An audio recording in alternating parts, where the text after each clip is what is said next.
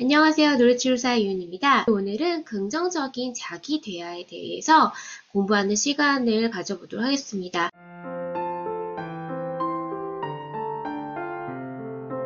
일단 긍정적인 자기 대화를 한다는 것은 무엇일까요? 자기 대화라고 하는 것은 스스로 나누는 내적인 대화예요. 자기 스스로 내면의 나와의 이야기를 하는 거예요. 그게 겉으로 드러나지는 않겠죠? 그럼 그 안에는 어떤 칭찬, 격려가 될 수 있을 거고 그것들을 통하여서 어떤 스트레스 관리에 영향을 주게 스트레스 관리 잘하게 되면 내가 어떤 업무에 시달리거나 성공하지 못했을 경우에 대해서도 잘 극복을 해나가고 괜찮다고 위로를 해주면서 자존감이 높아지게 되겠죠. 그래서 첫 시작은 자기가 갖고 있는 부정적인 자기 대화가 있는지를 인식하는 것부터 필요해요. 부정적인 자기 대화 하죠. 물론 저도 하죠. 어떤 일이 순간 발생했을 때 나도 모르게 부정적으로 안 될 거야. 왜 하필 나한테 이런 일이? 라고 자꾸 자기를 부정하고 비판하고 판단하는 반응들이 일단 먼저 올라올 수밖에 없죠. 하지만 거기서 끝나는 것이 아니라 그 부정적인 자기 대화를 긍정적인 자기 대화로 어떻게 변화할 수 있을까를 고민해 봐야 돼요. 그럼 첫 시작은 일단 나를 아는 것, 나의 부정적인 자기 대화 유형을 아는 겁니다. 첫 번째로 자기 비난의 방식이 있죠.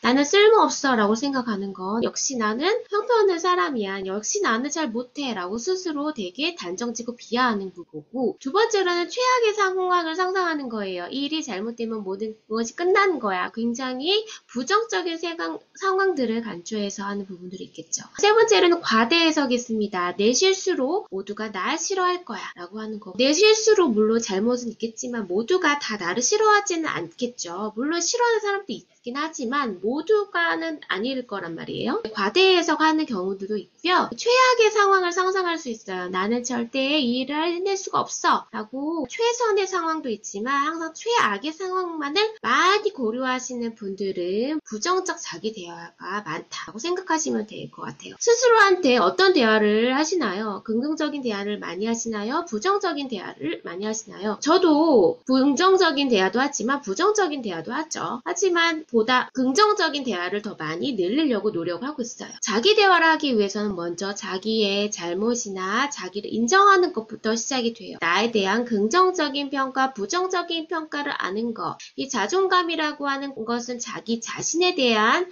광범위한 거예요. 거기 안에는 긍정, 부정이 다 포함이 되는 부분들이 자존감 부분들이고요. 이 자존감은 왜 중요하게 될까요? 모든 것을 살아가게 하는 근원이기도 해요. 우리가 실패를 당면했을 때 내가 이 실패를 경험해서 나의 인생, 내 삶, 나의 존재가 부정당하는 것이 아니고 단지 이거는 이 상황에 대해서 실패했을 뿐이야 라고 생각을 할 수 있어요. 자존감이 강한 사람은 실패에 있어서도 잘 이겨내 나가죠. 극복하는 경험을 해낸단 말이에요. 그래서 자존감은 중요한 거예요. 인생을 살아가면서 꼭 지녀야 할 중요한 마음가짐이라고 보고 있고요. 자존감이 높다면 어떤 일을 함에 있어서 실패해도 크게 좌절하지 않고 다시 시도해 보려는 경향이 크겠죠. 그래서 이런 패턴들은 대인관계 속에서 나타나기도 되고요. 또 자기 자신에 대한 판단하는 능력과 통제력 그리고 그걸 바탕으로 행복감까지 이어지게 됩니다. 그래서 어렸을 때부터 충분히 이 자존감을 높여주고 어렸을 때 자존감이 낮았다면 성인이 됐을 때도 얼마든지 많은 작은 성공 경험을 통하고 긍정적인 자기 멘트를 통해서 충분하게 자존감을 높여줄 수 있을 것 같습니다. 그럼 여러분한테 필요한 것은 지금 무엇일까요? 나를 조금 일으켜 세워줄 수 있는 어떤 말인가요? 어떤 자원인가요? 어떤 위로인가요? 어떤 안정인가요? 어떤 역할인가요? 힘든 순간은 꼭 오게 되죠. 근데 힘들 때 우리가 나를 비난하고 나의 그 상황들을 부정적으로 너무 크게 생각을 한다면 그 힘든 순간을 극복해낼 수가 없어요. 외적인 요인 플러스 내적인 부분까지 내가 나에 대해서 너무 엄격한 잣대로 대하면 안 된단 말이에요. 힘든 순간은 꼭 오게 됩니다. 힘든 순간일수록 우리가 극복할 수 있는 방법은 자신한테 유익을 주는 거, 행복감을 주는 것을 생각하게 될 때 견딜 수가 있어요.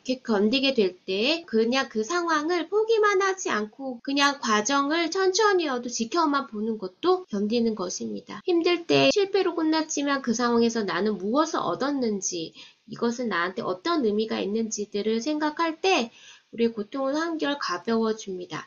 그러면 우리가 무엇을 해야 될까요? 첫 번째로는 자기 감정의 주체가 되어야 되겠죠. 자기 감정도 알고 자기 감정의 여러 감정을 구별할 수도 알고 표현할 수도 있고 인정할 수 있어야 돼요. 그리고 그 상황에서 내가 할 수 있는 것들을 뭐가 있을까? 어떻게 했으면 다시 나아질 수 있을까? 그 상황을 다시 되돌릴 수 없는 상황일 때 만약에 다음번에 이런 같은 상황이면 나는 무엇을 할 수 있을까를 고민해 볼 필요가 있단 말이죠. 그래서 타인의 관점을 고려해서 다른 사람이라면 그 상황에서 어떻게 생각할까? 입장 바꿔 생각하는 부분들도 생각하면 되겠죠. 진정하는 방법이에요. 모든 치료가 마지막으로 진정하는 방법이 궁극적인 목표가 돼야 되거든요. 상황은 내 마음대로 잘 바꿀 수가 없어요. 상황은 내가 아무리 예측하고 계획해도 여러 변수가 있고 돌발적인 상황들이 굉장히 많이 있습니다. 그럼에도 불구하고 우리를 견디게끔 해주는 거는 일단 나를 위로하고 진정시켜 주는 거예요. 왜냐하면 상황은 바뀔 수 없지만 이 마음가짐 진정하는 방법은 내가 주체적으로 할 수 있기 때문이에요. 그래서 여러분들도 진정하는 방법들을 많이 하셔야 돼요. 호흡, 숨 쉬는 거라든지 아니면 비누방울 숨쉬기 아니면 길게 호흡하는 거 괜찮아 괜찮아 혼자 위로만 하는 거 즐거운 상상하는 거 음악 듣는 거 목욕하는 거 스트레칭 하는 거 기분 전환하는 거 자신만의 방법을 찾아가셔야 돼요. 가볍게 몸을 움직이는 거예요. 일단 운동이나 몸을 움직이면 조금씩 활력이 불어넣게 되고 즐겁지 않아도 어떤 루틴을 통해 할 수 있는 부분입니다. 그래서 진정하는 방법까지 해주셨으면 좋을 것 같습니다. 먼저 긍정적인 자기 대화를 하기 위해서 먼저 우리가 연습을 해봐야 될 것들이 있어요. 긍정적인 문장으로 전환하는 거예요. 나는 절대 잘할 수 없어 라고 하는 걸 어떻게 긍정적으로 바꿀 수 있을까요? 나는 잘하기 위해 노력하고 있고 더 나아지고 있어. 지난번에는 위로 못했지만 오늘은 그동안 노력했던 것들이 있으니 잘 될 거야 라고 허황된 자신감이 아니라 이전의 나의 노력들을 알고 있고 그 노력을 지지하는 반응들을 해주시면 좋을 것 같아요. 그 다음에 스스로를 친구처럼 대하는 거예요. 괜찮아. 너가 최선을 다했다면 충분해.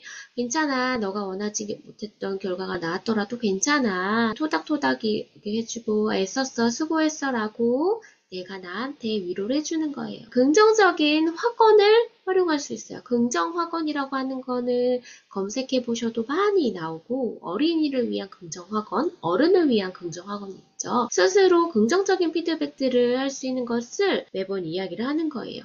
나는 내가 하는 일을 믿는다. 나는 성장할 수 있다. 라고 하는 부분들을 나눠볼 수 있고요. 긍정 한번 볼까요? 나는 반드시 잘 될 거야. 난 특별하고 멋진 사람이야. 나는 매일 발전해. 나는 성공하는 사람이야. 그리고 분명 기분 좋은 날이 될 거야. 나는 뭐든지 해내는 사람이야. 나는 좋아하는 일로 행복하게 일해. 난 내 삶에 감사해. 난 대체할 수 없는 사람이야. 나는 충분한 잠재력이 있어.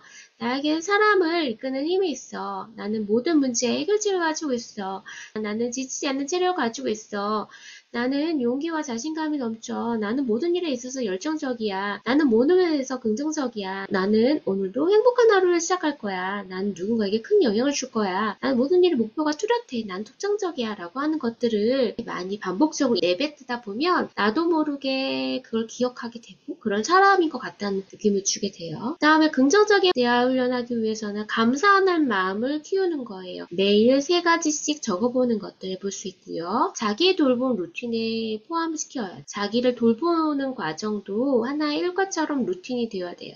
운동이나 명상이나 일기 쓰거나 좋아하는 음악을 듣거나 좋아하는 차를 마시거나 등등 아주 일상에서의 거창한 자기 돌봄 시간이 아니라 사소한 것들이어야 되는 거예요. 긍정적인 습관을 들이는 거, 작은 변화부터 꾸준하게 하는 게 중요합니다. 우리가 아주 사소한 거에 대해서 감사하는 거예요. 너무 큰 걸 감사하다 보면 빈도가 적어지죠. 난 로또에 당첨돼야지, 난 여기 붙어야지 라고 했다면 많이 붙지 못한 결과가 나타났을 때 감사할 게 없어지잖아요. 그러면 나는 오늘 하루 이렇게 다치지 않고 2다리로 이렇게 학교에 갈 수 있는 거, 2다리로 운동을 할 수 있는 거, 내가 이렇게 말을 할 수 있는 거. 제가 얼마 전에 성대결절로 인해가지고 말을 못했던 시기가 좀 있었단 말이에요. 저는 평상시에 말이야 뭐 자연스럽게 말하는 거 아니야? 그냥 내가 노력하지 않아도 말은 잘 나오는 거라고 생각이 들었는데 그때 그렇게 아프고 나서 보니까 내가 이렇게 말을 할 수 있는 것조차도 감사하구나. 내가 건강하다는 증거구나. 라고 생각이 좀 들었어요. 그동안 목소리가 해서 목 관리는 거의 신경 안 썼단 말이에요. 이번 일을 기회로 평상시에 목소리도 잘 안 될 때가 있구나. 그러면 지금 좀 회복이 돼서 목소리가 나오니까 그때처럼 낭낭한 목소리는 아니지만 이렇게 말할 수 있는 것들, 강의할 수 있는 것들, 영상을 찍을 수 있는 것들이 감사하다라고 얘기해 주는 거죠. 아주 사소한 것, 크기보다 빈도가 중요합니다. 매 순간에 사소한 것들에 대해서 감사의 표현을 많이 하게 되면 그만큼 자기의 방향성이 어떻게 돼요? 긍정적인 방향으로 간다라고 하는 거예요. 이건 단순히 한 번 해서 될 것이 아니라 누적되면서 점점 그쪽 방향으로 가는 거죠. 그럼 우리가 할 수 있는 노력과 한계를 알아야 되죠. 지금 당장 할 수 있는 거, 아주 쉽게 도전할 수 있는 거, 어려운 게 아닌 거, 거창한 게 아닌 거. 그럼 한계는 뭐예요? 내가 너무나 큰 목표를 잡았을 때 그거를 수행하면 좋지만 그렇지 않을 순간들도 있고 내가 지금 당장 못하는 것들도 있다는 그런 한계도 알면 좋을 것 같습니다. 스스로한테 이렇게 얘기를 자꾸 해보면 어떨까요? 할 수 있는 부분들을 많이 생각하시면 좋을 것 같고요. 이렇게 하는 것만으로 충분해. 다음번에는 무엇을 할 수 있을까? 다음번에는 또 어떤 생각들을 할 수 있을까? 어떻게 나한테 긍정적인 지지를 해줄 수 있을까? 라고 자꾸 긍정성을 불러일으켜야 돼요. 스스로한테 나는 날마다 모든 면에서 점점 더 좋아지고 있어. 어제보다 오늘 더 좋아지고 있어요. 그러면 먼 훗날에 보면은 어제도 그랬고 오늘도 그랬고 계속 점점 좋아지고 있는 나의 모습인 거잖아요. 그러면 내가 점점 긍정적으로 성장하고 있다는 느낌이 드는 것처럼 여러분들도 매 순간 어제 만약에 실패했으면 오늘도 실패할 수도 있어요. 하지만 또 성공할 수도 있어요. 또 내일은 또 그때 상황에서 우리가 도전해 볼 수 있다라는 거예요. 그래서 자꾸 내가 조금 더 성장하고 성숙되어지고 발전이 된다는 거에 대해서 스스로한테도 자꾸 너그러운 마음을 갖는다는 거, 위로해주는 거, 격려해주는 것들을 갖춘다면 여러분들은 긍정적인 자기 대화를 분명히 잘할 수 있다라고 자부합니다. 오늘 이번 영상은 긍정적인 자기 대화법에 대해서 이야기를 해봤고요. 현실에서의 삶 속에서 많이 적용해 보시면 좋을 것 같습니다. 다음번에는 더 좋은 영상으로 찾아뵙겠습니다. 저는 놀이치료사 유인이었습니다. 감사합니다.